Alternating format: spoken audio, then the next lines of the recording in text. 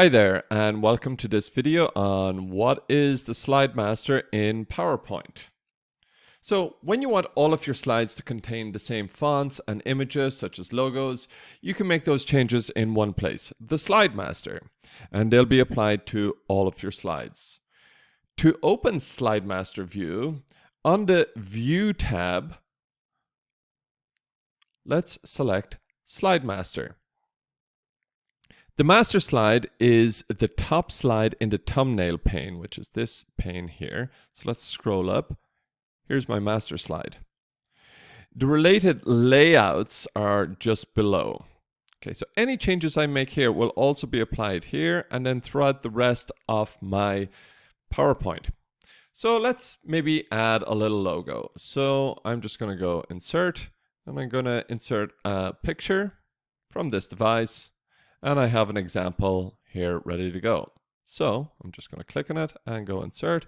Oh, wow, it takes up the entire slide. Now, look, everything has this image in it because I put it on the master. Let's just delete it. And if I only go on this one, it will only get put on here. It won't go on the others. Let's just see that. Insert, picture, this device. And so only for this layout will I have that image. However, I want to put this on all of my slides. So I'm going to go again, Insert, this device.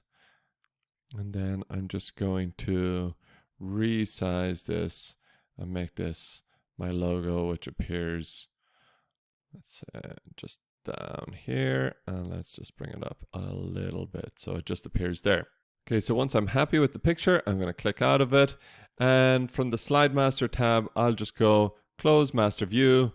And now, when I go to add a new slide, we can already see here that all of them have my logo in there. So let's add this slide. Oh, it has the logo in there.